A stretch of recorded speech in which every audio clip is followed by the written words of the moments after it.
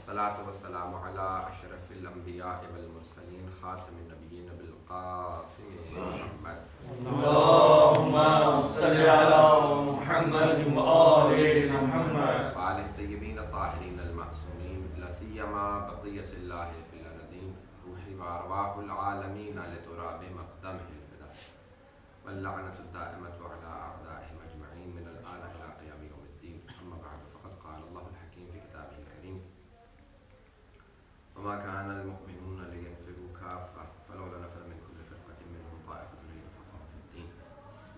صدق الله العلي العظيم. تقلید کے عنوان سے آج کیونکہ پچھلا درس عقائد کا تھا اور یہ احکام کا پھر اگلا درس دوبارہ عقائد کا.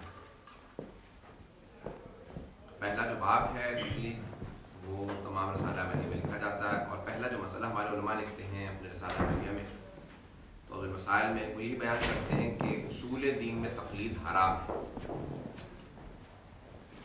اور فروع دین میں تقلید واجب ہے. اصول دین یعنی توحید، عدل، نبوت، امامت، قیامت، یہ تمام فقہا پہلا مسئلہ ہے. اصول دین میں تقلید حرام ہے. اس لیے نہیں ہم مانتے خدا کو کیونکہ ہمارے والدین نے بتایا ہے. اس لیے نہیں مانتے خدا کو کیونکہ مرجع تقلید نے کہا. اس لیے نہیں خدا کو مانتے کیونکہ ہمارے دوسرے مسلمان خدا کو مانتے ہیں. بلکہ اس لیے بھی نہیں مانتے کیونکہ قرآن میں آیا ہے کہ اللہ ایک ہے. ہم قرآن کو حق اس لیے مانتے ہیں کیونکہ وہ اللہ کا کلام ہے. اللہ کو ایک اس لیے نہیں مانتے کیونکہ قرآن میں کہا ہے کہ اللہ ایک ہے.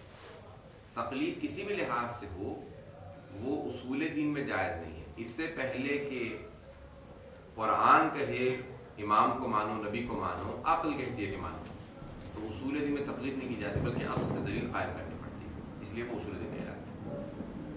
اور فروع دین میں تقلید واجب ہے یہ بھی عقل کہتی ہے. اس سے پہلے کہ قرآن کہے یا معصوم فرمائے عقل کہتی ہے کہ فروع دین میں انسان تقلید کرے گا. کیسے؟ انسان اپنی عام زندگی کے اندر دیکھتا ہے جو بھی انسان جس کام کے لیے بھی کوئی چاہتا ہے کہ اس سلسلے میں کام کیا جائے تو انسان اس فیلڈ کے اس شعبے کے ماہر کی طرف، اسپیشلسٹ کی طرف رجوع کرتا ہے. اس اسپیشلسٹ کی طرف رجوع کرنا ہی تقلید کہلاتا ہے. اسی لیے ہم مراجع تقلید کو مرجع تقلید کہتے ہیں. تقلید عربی کا لفظ ہے.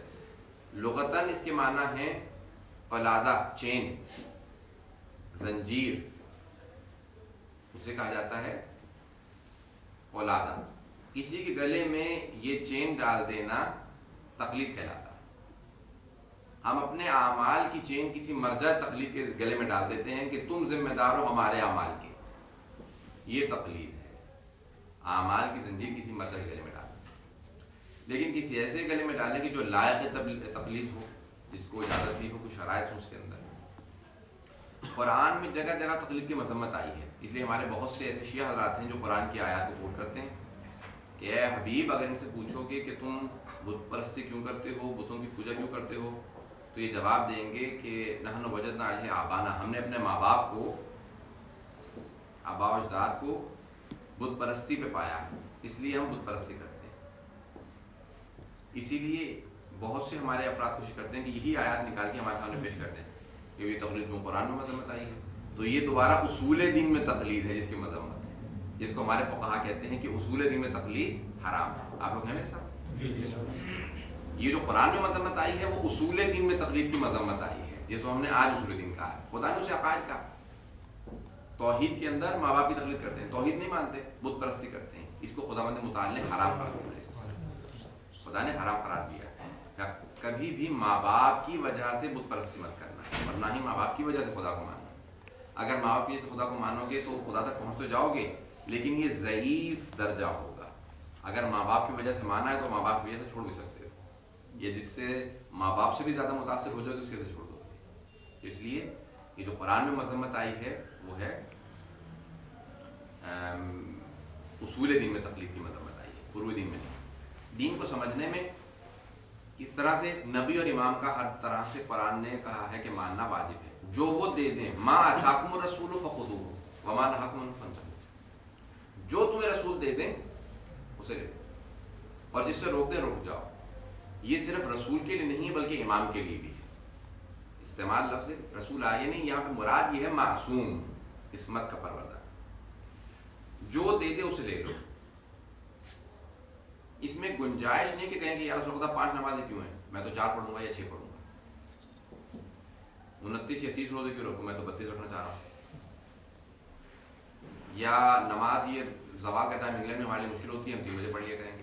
آج کل روزہ کھولنے میں ہم 4 بجے کام پہ ہوتے ہیں، تو ہم 6 بجے آتے ہیں، 6 بجے کھول لیں گے، نیت بھی یہی کریں گے. آپ حضرات ہیں نا میرے ساتھ؟ ان تمام چیزوں کے اندر کوئی بھی رد و بدل جائز نہیں بلکہ حرام ہے، گنجائش نہیں. وہ آپ کی نہیں ہے، وہ یہ نہیں، شریعت آپ کی نہیں ہے، شریعت پیغمبر اسلام نے آپ تک پہنچائی ہے. اگر آپ کچھ بدلیں گے، یہاں تک کہ سوال کیا چھٹے امام علیہ السلام سے کسی آدمی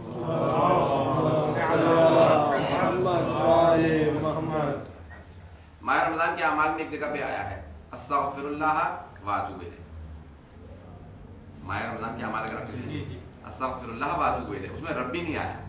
ایک تسبیح ایسی ہے ماہ رمضان کے شب قدر کے اعمال ہیں، اس میں شب قدر میں شروع کرتے ہیں جب اعمال، تو اس میں کہتے ہیں استغفر اللہ واتوب الیہ، ربی نہیں ہے اس میں. استغفر اللہ ربی واتوب الیہ نہیں. ہمارے ہاں جتنی بھی معصومین سے احادیث آئی ہیں اس میں ہے استغفر اللہ ربی واتوب الیہ. ماہ رمضان کی شب قدر کے جو اعمال ہیں اس میں ایک جگہ پہ ہے استغفر اللہ واتوب الیہ. تو ایک آدمی نے کہا مولا میں یہ ربی اپنے پاس سے جوڑ دیا درست میں. مولا نے کہا تیرا نام کیا ہے؟ مثال کے طور پر اس نے کہا علی رضا رضوی. میں اپنے نام پیش کر رہا ہوں، جن کو نہیں پتا ان کو یاد ہو گیا. ان کا علی رضا رضوی. کہا تو پھر یہ جعفر ابن محمد کی تسبیح نہیں ہوگی، علی رضا رضوی کی تسبیح ہوگی. اور کیا پتا، یعنی کہ تیری اپنی بنائی ہوئی تسبیح ہے. اس کی مثال بزرگ استاد آغا محسن قاطع کہتے تھے. کیا کہتے تھے؟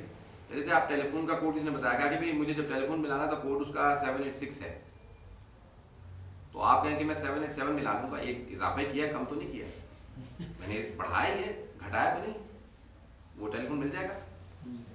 کوڈ جو معصومین نے بتا دیا خدا تک پہنچنے کا وہی استعمال کیجیے، اس کے علاوہ کچھ اور استعمال نہیں کر سکتے. جو کہہ دیا ہے بس وہی فائنل ہے جو معصومین نے بتا دیا. تو دین بالکل بے عینی ہی ویسا لینا ہے جس طرح سے ہمیں رسول خدا نے اور ہمارے ائمہ نے بتایا ہے. اس لیے ہم ہیں مکتب اہل بیت علیہ السلام کے ماننے والے. شریعت کو سمجھنے کے لیے اسی لیے تقلید ہے. کیسے؟ یہ فقہا مراجع قرآن اور سنت کو سمجھنے میں سب سے زیادہ کثرت رکھتے ہیں، سب سے زیادہ ان کی انڈرسٹینڈنگ ہے. کس کو سمجھنے میں؟ دین اور شریعت کو. کیا ہے؟ قرآن اور سنت کو. معصومین کے قول کو سمجھنے میں یہ پوری زندگی جو وقف کر دے اور وہ ہمیں سمجھا سکے، اس کی تقلید جائز ہے. اس کے علاوہ کسی اور کی تقلید، غیر کی تقلید ہمارے یہاں جائز نہیں. جو پوری زندگی وقف کر دے ائمہ علیہ السلام کے دین کو سمجھنے میں، قرآن کو جو سب سے اچھا سمجھتا ہو، جو احادیث اور معصومین کی سنت کو سب سے اچھا سمجھتا ہو، اس کی تقلید جائز ہے. اس کے علاوہ کسی تقلید جائز نہیں. اب عقل یہ کہتی ہے کہ انسان سب سے زیادہ جو قابل ہوگا، آپ کے پاس چوائس ہو، ڈاکٹرز ہیں، ابھی سب سے قابل یہ ہیں، اس کے بعد یہ ہیں، اس کے بعد اس کے بھی بعد یہ ہے، کس سے علاج کروائیں گے؟ عقل کیا کہتی ہے؟ جواب دیجیے. جو سب سے قابل ہوگا نا انسان، جو اسپیشلسٹ ہوگا، انسان اس سے علاج کرائے گا. یہاں تک کہ میں نے آپریشن کروایا تھا تو ایک ڈاکٹر کہنے لگے کہ وہ مجھے ابھی تک ٹانکے نظر آ رہے ہیں. آپ کہہ رہے ہیں 1 مہینہ ہو گیا، یہ مجھے کاٹ دینے چاہیے. میں نے کہا کاٹ، مجھے کیا پتا، میں تو پیشنٹ ہوں، مجھے تو پتہ ہی نہیں ہے، میں اس فیلڈ کا ماہر ہی نہیں ہوں. وہ ٹانکے کاٹنے والے سے کہیں گے 1 منٹ میں ذرا پوچھ لوں اسپیشلسٹ کو فون کر کے. یہ ڈاکٹر ہے، کوالیفائڈ ہے، اس کے باوجود بھی فون کیا. اس نے جب فون کیا اس نے خبردار ہاتھ مت لگانا ان ٹانکوں کو، اگر کاٹ دو گے تو جو آپریشن کیا سارا بیڑا غرق ہو جائے گا. کہا لیکن مہینے سے اوپر ہو چکا، ٹانکے تو نظر نہیں آنے چاہیے. کہا یہ اسپیشل ٹانکے، یہ نظر آنے چاہیے. وہ ڈاکٹر تھا، اس کے باوجود بھی اس کو پہچان نہیں تھی کہ کون سے ٹانکے کاٹنے ہیں اور کون سے ٹانکے نہیں کاٹنے. اس کی مثال شیخ صدوق نے اس سے بڑی مثال دی ہے. کہا یہ تو دنیاوی، میں نے مثال دنیا میں مثال دی ہے. شریعت کے پروردہ، توحید کے پروردہ، ذات توحید کے پروردہ، 2 نبی ساتھ ساتھ چل رہے ہیں. ایک کا نام خضر ہے، دوسرے کا نام موسیٰ. واقعہ ذہنوں میں ہوگا، سورہ طٰہٰ کے واقعہ جا کے پڑھ لیجیے گا، تفصیلات میں نہیں جا سکتا. تقلید کے اوپر دیکھیے کیا چیز ہے دلیل. اب کیونکہ یہ تقلید کی میں دلیل اس لیے دے رہا ہوں کیونکہ اس کے خلاف کام بہت ہے، اس لیے دلیل دے رہا ہوں. ویسے مجھے احکام بتا رہے ہیں، بنیاد بتانا ضروری ہے. دونوں ساتھ ساتھ چل رہے ہیں. جناب خضر نے کہا یہ کشتی کے اندر سوار ہو جو میرے ساتھ چلو، میں وہی ہوں جس کا